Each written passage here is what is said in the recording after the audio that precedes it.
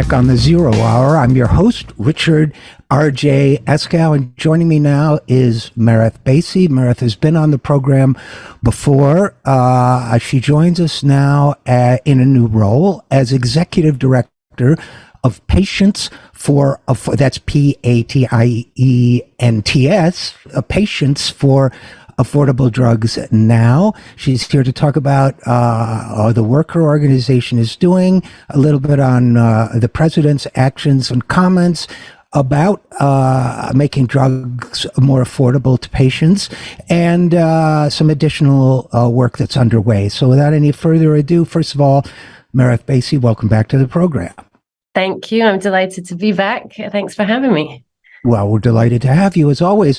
Let's start, since it's timely, with President Biden's State of the Union speech. I mean, there's been a lot of color commentary about the Republican interjections and that sort of thing. But what about drug prices? Did we learn anything there? Was there anything of interest to people who are concerned about access to medications in this country? Yeah, I mean, we were pretty pleased that the comments in the State of the Union really quite heavily featured the historic drug pricing reforms that were passed in the summer in the Inflation Reduction Act, and the fact that the president basically said that he would vow to veto any attempts by Big Pharma, really, or Big Pharma's allies in Congress, etc., to weaken the new law and raise drug prices or keep drug prices high. So that's a big deal,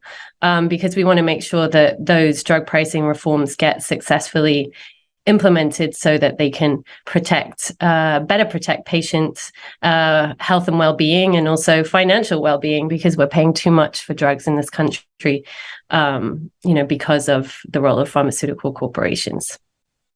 So I think a couple of the things he mentioned the cap on out-of-pocket costs for insulin, I believe. And he mentioned the provision that takes place in 2026 to negotiate the prices, allowing Medicare to negotiate the prices of 10 drugs. Is that correct? Did I miss anything? So yeah, there's a few things that the drug pricing reforms do. And yeah, he mentioned the insulin piece. Like right now, actually last month, it's February. In January of this year, there was this insulin copay cap that came into effect, right, for people on Medicare. So they'll be able to have their insulin copays capped at $35 a month, which is a really big deal, right? And there will be other provisions for folks throughout the year. But the challenge is this only covers people on Medicare, right? So we can acknowledge that this is a really big win, but it doesn't go far enough yet, because we'd like to see that reform for everybody who needs access to insulin, not just people on Medicare. But it is a start, and it's something to be celebrated. But also we need to recognize that there's people that are not insured. And so any new copay caps wouldn't cover those folks. And we also fight to make sure that we are lowering the price at the same time as those copays, because otherwise pharma, in the ways that they manage, they like copay caps because it means that people tend to receive more medicine, and then the prices still stay high, and we're paying through other mechanisms. So yeah, he mentioned the insulin copay cap, but also the really key piece, this massive win, I think, that is exciting for patients ultimately and people, is that for the first time in a couple of decades, Medicare is going to be able to negotiate, as you said, with pharmaceutical corporations to lower drug prices. And it's going to start with 10. We're going to know in September what those first 10 most costly drugs are. And then over the course of the next few years, additional drugs, up to 60 drugs in total, will be named and be eligible for negotiation, which is a really big deal, and about time. to be honest. So let me ask you a couple questions about that, Merith Basey. Number one, I'm glad you mentioned the difference, which I think escapes a lot of people, between a cap on co-payments and a cap on actual prices, because it does occur to me with something. It is obviously great for patients if they can cap their out-of-pocket costs for a life-saving drug like insulin at $35 a month, but if the government is paying the difference, it's still functioning as a kind of wealth transfer program from the people as a whole to the drug companies, which is probably not the outcome we're looking for. So I'm glad you mentioned that. And I also, I always struggle with when we talk about, I tend to be, how do I put it? A kind of glass half empty person rather than, so on the one hand, I'm greatly heartened by these laws that have come into effect. And on the other hand, I think, 10 medications is so few, right? Yep. And what we do for people on Medicare addresses part of the problem, but not all of the problem. We have to look out for cost shifting to the other people and so on. But that said, and the third piece of concern that I would have is if we have, aggressive Secretary of Health and, it's not Health and Human Welfare anymore, but, HHS, that they will make the most of it. But if a Ron DeSantis were to become president, it might do very little about it. So, but having said all those things, it's a step, right? I mean, to me, it's also the good news, the glass half full part, is for the first time, really in quite a while, legislation has been passed that challenges. Yeah, I can't think of any other in decades that challenges big pharma. So that's kind of a foot in the door to get more done. Yeah. Is the glass half full view more accurate than my usual negative? No, let's have the revolution and bring down the crux system point of view. I think, as you said, it does need to be celebrated because this is a win, and historically, pharma tends to be one step ahead. They have a lot of smart people working for them, and they're always working and they never sleep. The fact that we have, as you said, got this foot in the door, that we have been able to pass these drug pricing reforms, we need to see them implemented, is significant, and it's a milestone, but it's just the beginning, and that's kind of where I am excited, and I know a lot of people in the community excited to continue to push. It is necessary. It's the right thing. It's wildly popular with people both sides of the aisle.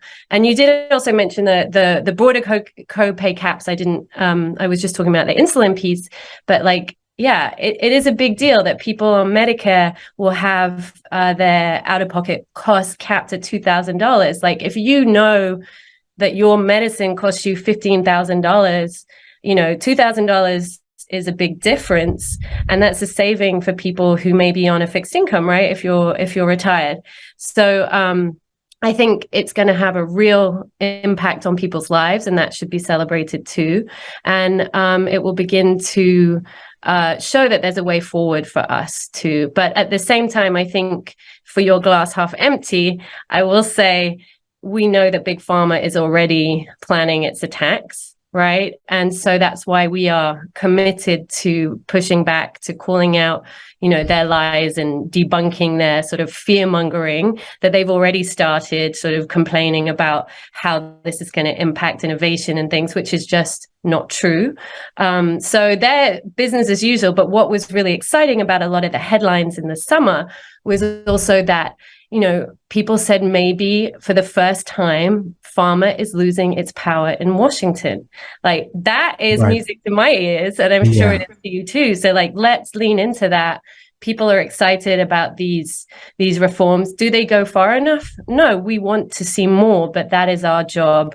And we will continue, pushing for patients so that this balance is shifted. And to your point with the 10 drugs, but they are some of the most expensive drugs. Sure, of course. Yeah. Paying for. So it will have that win as well. And I think also in the president's speech, he mentioned that this is actually going to be saving the federal government billions of dollars, right? It's not to the contrary, as Pharma would like to have you believe. So this is a big deal on that front too. And I will make, and again, we're speaking with Merith Basey of Patients for Affordable Drugs, sometimes also known as Patients for Affordable Drugs Now. Before I switch to my glass half full, no, I will also say that, or glass half empty, I will also say that I find it somewhat encouraging to see Democrats celebrating or touting, I should say, this kind of policy, since for so many years they've been reluctant, even when they do take a step in the right direction on something like this, to embrace it. Even if it's popular, they're embracing it. I think they'll get good feedback from it, already have. I think they got better than expected feedback in November 2022. And hopefully that serves as a kind of, Pavlovian, biofeedback loop for the Democrats to understand that when they do these things, they get treats. That's number one.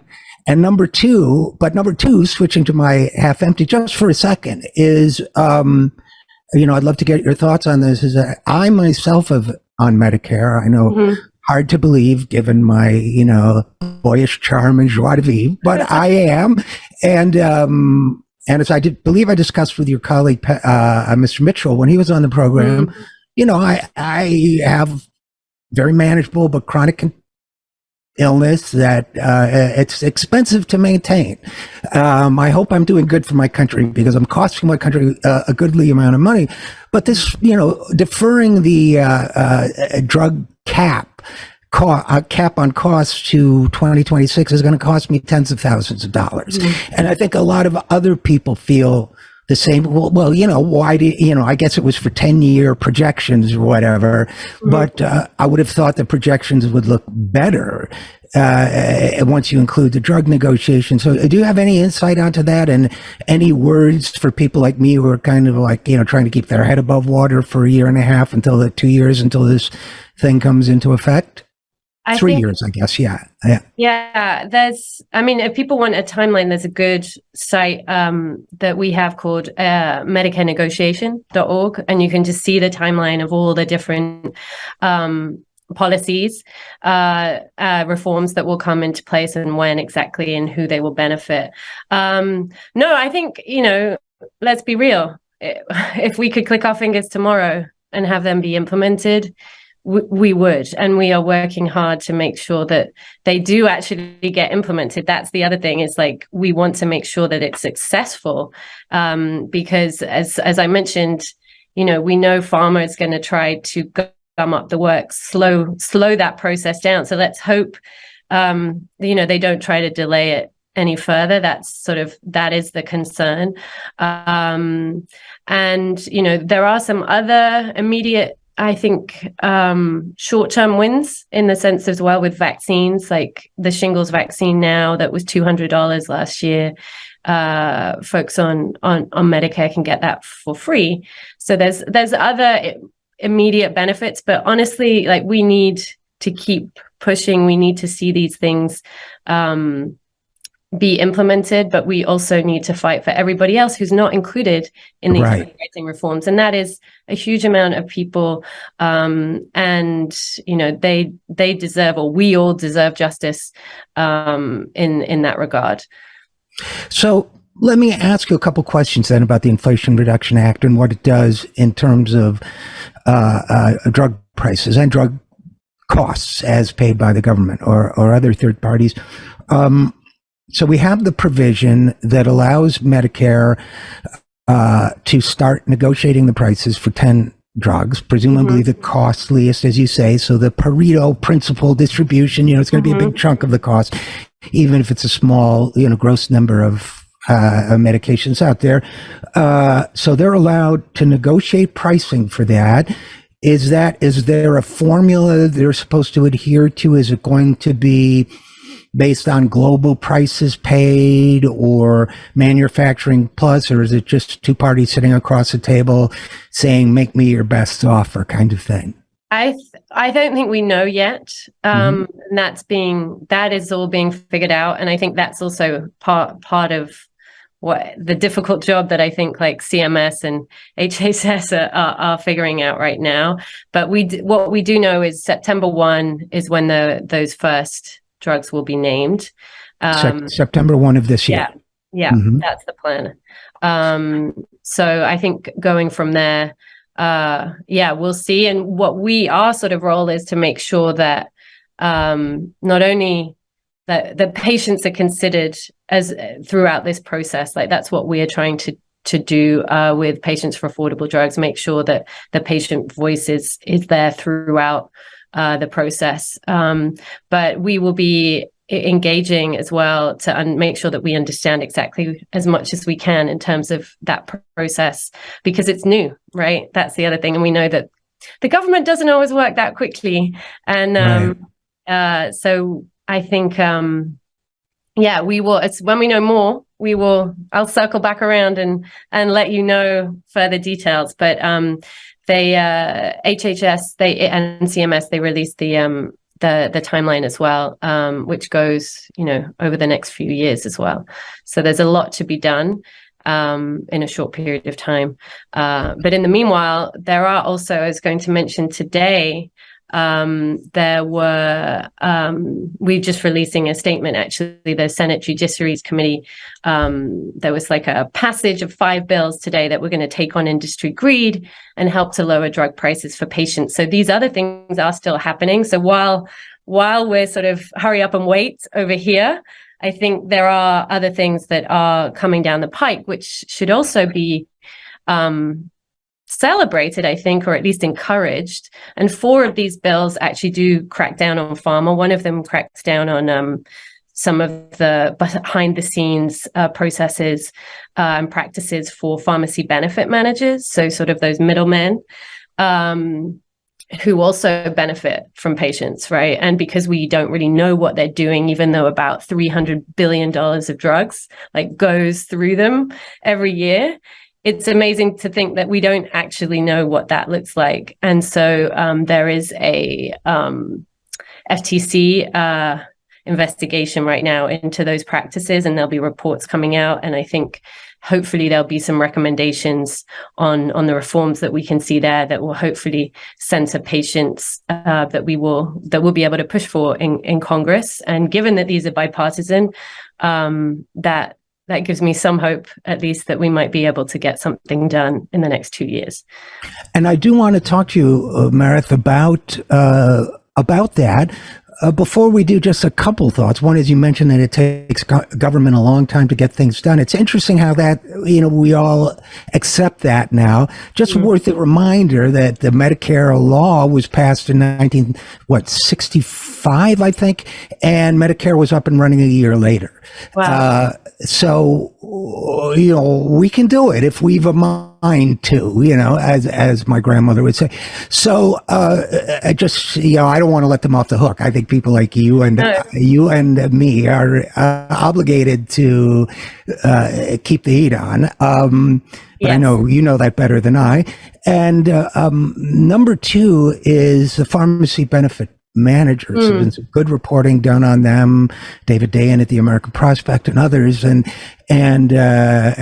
you kindly said, they don't always work in the patient's best interests. I would also suggest there's good evidence that they rip patients off, that they actually, when people pay out of pocket for medications, or when they pay, what they pay out of pocket is sometimes more if there's a pharmacy benefit manager involved. And than it is, if they were just to walk in off the street and buy it. So that certainly, I'm encouraged to know there's an investigation going on there. And let's talk a little bit about the Senate Judiciary Committee's bipartisan passage of bills to take on industry greed and lower drug prices for patients by increasing competition and transparency, end quote. That's a mouthful. The first of all, I have a gut response to the word bipartisan, honed over all the years of trying to cut Social Security and Medicare benefits through bipartisan commissions. I mean, my comment is that the bipartisan means you buy members of both parties, but in this case, is it a good thing? We think it's a good thing, and we want to encourage those leading these efforts to hopefully, I think Schumer now will be able to take these to the floor, because we think that these are, because of that potentially bipartisan nature at this particular time in the United States of America, let's be honest, we should be pushing for what, we should be pushing for more, but these bills, I think, have the potential to really deliver for patients at the end of the day, and that's really what's important. If we could think about, the reforming the patent system itself, that would be a massive lever to pull, right? So that's part of what's being discussed here, and I think is that. Let me just interrupt for a second. Have they been talking to the economist Dean Baker, who comes on the show fairly often? That's his. That's been his. I don't want to say hobby horse, because that's diminishing as his thinking about it. But he's been pushing that for a long time, that the patent system, and I think rightly so, that the patent system for drugs is broken, and that it, in effect, is another form of wealth transfer that we needn't have. Right? Is that something that the Senate is now looking at? So one of these bills, I think, is looking at patent reform. Ultimately, there's a group called IMAC that we've worked with, who've done an incredible amount of work on this particular issue, right? And knowing that we deserve an equitable system, really, that centers people and not profit, and that it actually works in the way that it was intended, that it isn't rigged. We know that it's rigged right now because of pharma, right? With all these different patent abuse methods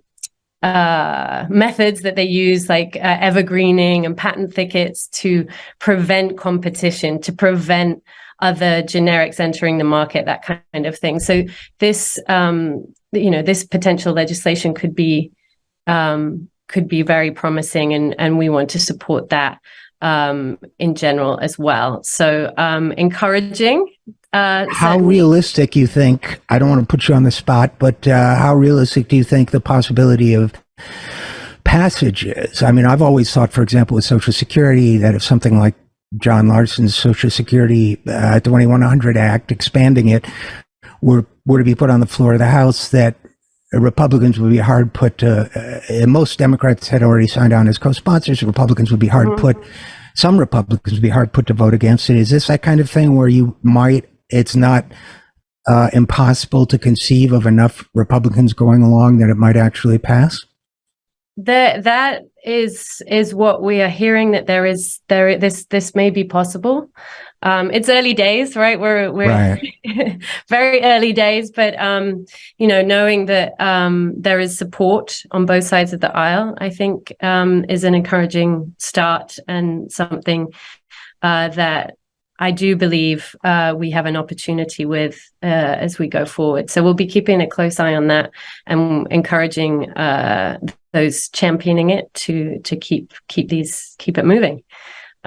Okay, well, that's something we'll definitely want to follow. And we're talking some of the other things I was concerned about. I mean, we could talk about things like orphan drugs, which are those drugs that have a small population of people that will need them, that can be very expensive, and it can be the drug companies take the position that they need to recoup their research, right? Even though in many cases it's publicly developed or partially publicly developed, which is a side point I like to make about drug patents too. That even when a drug is developed by a pharmaceutical company, it often uses technologies developed at public expense. If I were to write a song and the chorus was something Sting wrote, he could sue me because I used his intellectual property in creating mine, and he could take, but we don't, drug patents don't work that way. And the government doesn't seem to work that way. It gives away drug patents instead of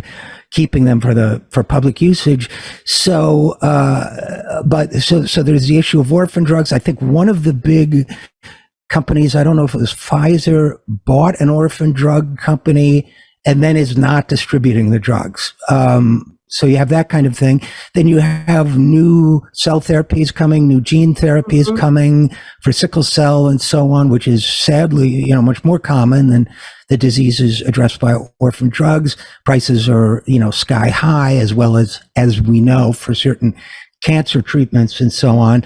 So, what do you foresee for these kinds of issues of very high cost, whether they're orphan drugs or specialized for a specific form of cancer or what have you? So, yeah, and this also kind of tackles the issue that wasn't, to your point about the Inflation Reduction Act and the drug pricing reforms, like that we need to go further. And this is kind of an area that wasn't addressed, right?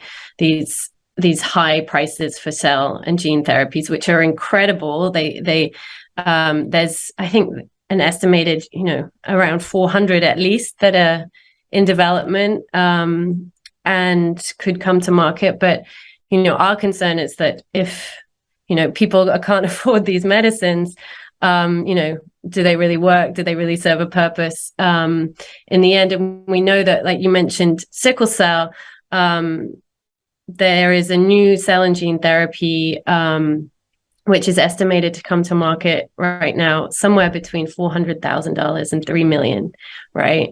And so if you think that there's around 200,000 people in the United States who might need access to that, and a majority of them are actually likely to be on Medicaid, it's sort of a similar situation what we saw with the hepatitis C drugs. Like you could bankrupt you'd bankrupt a state trying to pay for these. But at the same time, to know that there is, this was research as well that, as you mentioned, that publicly funded, it would have started life with public research dollars to then sort of circle back around and have no mechanism to really justify or what's the right word? To dictate the price, except to allow pharmaceutical corporations to come in and decide. So we need to really think about, what this pricing model should look like, which takes into account like taxpayer investment, right? Also there is company R&D as well, research and development dollars on their side, but it's rarely the high amounts that they suggest. And then thinking about what a fair return might look like, right? And that, we are the only high income nation that doesn't do a sensible job of tackling this issue, right? These drugs or similar drugs in other countries are just not priced in the way that they are here in the United States. And pharma, once again, is just able to control the market in that way. And that's why Americans pay more money for their drugs than anywhere else in the world, which is wild given the amount that, NIH funds research every year with our tax dollars, right? So yeah, this is a big priority for us now going forward, but this is the longer term fight, which I would love to say, yeah, we'll be done, RJ, by the end of the year. We got we'll never be done, I think. But it's encouraging to, we need to be thinking about these issues because there are so many exciting, life-saving medicines that are coming, which is hopeful for people. And that's what this is about, is providing people hope and an opportunity to live healthier and happier lives and not bankrupt themselves in the process. And one last question, if you don't mind, Merith, which is, I'm encouraged that new legislation is being written and passed out of committee. and as well as the legislation that's been passed. I do wonder about a piece of old legislation, which is the Bayh-Dole Act, passed, I believe, in the early 1980s, if I recall correctly. Yeah. That truly bipartisan, Birch Bayh, Democrat, Bob Dole, Republican, that gives the government the ability to exercise what is called march-in rights, right? When a drug is not being made available, reasonably available, at reasonable price to the public, the government has the ability to step in and allow others, complicated financial rules and so on, but basically the gist of it is others to manufacture it at an affordable price, and some compensation goes back to the inventor, et cetera, et cetera. But is there still a role for Bayh-Dole in, particularly since, let's hope the legislation passes, but likelihood is diminished with now a divided Congress, certainly for sweeping legislation? Is there still a role for Bayh-Dole and perhaps for pressuring, or if you want to kind of word, encouraging the administration to exercise Bayh-Dole in some certain circumstances? I think, this and other organizations, like in sort of the broader access to medicines movement, this is definitely something that is being looked at about for some particular drugs. Exercising those march-in rights as well. It's certainly a lever that could be pulled. And I think it's something that can be considered. I think the measures that we are looking at right now are trying to think about what are the biggest levers that we can pull for the most amount of people, right? And I think that's where I think sometimes that it could be a little tricky. But I think there is general support in the movement to fight for specific drugs. Like Xtandi is a prostate cancer drug that is, developed with public funds and could be a good candidate for marching in potentially. But I think we need to throw all of our energy at this in any shape and form. Being strategic, of course, but there's a lot of groups who care about this. And ultimately, these issues are very popular with voters because everybody knows that drug prices are too high.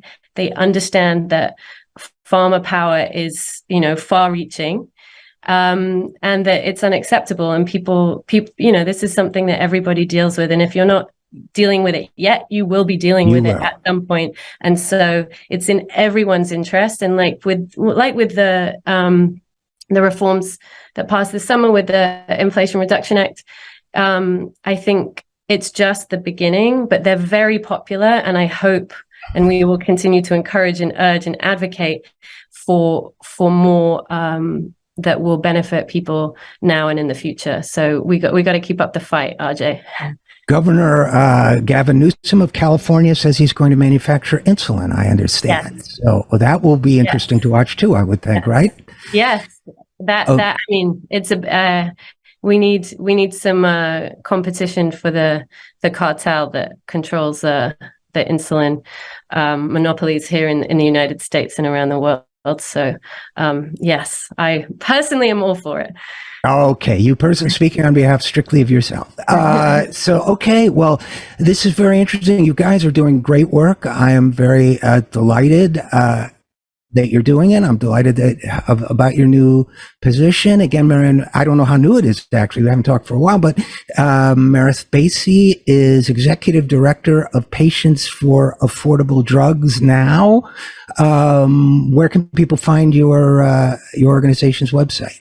Yeah, it's patientsforaffordabledrugs.org or patientsforaffordabledrugsnow.org, which is the C4. But we are the same people, the same organization. And there is an opportunity if people are struggling with high drug prices. We have 32,000 patient stories on the website. People can share their story. And also, if you're interested in using your voice to fight pharmaceutical power, we want to hear from you. And, we have a process, and we'd love to talk to anybody who wants to talk about the challenges they're facing and how we can work together to push for more reforms that will benefit more people in this country. Well said. And again, my guest, Merith Basey, Patients for Affordable Drugs Now. Merith, thanks for all the great work, and thanks for coming on the program. Thanks for having me. And we'll be right back after this. I'm RJ Eskow, and this is The Zero Hour.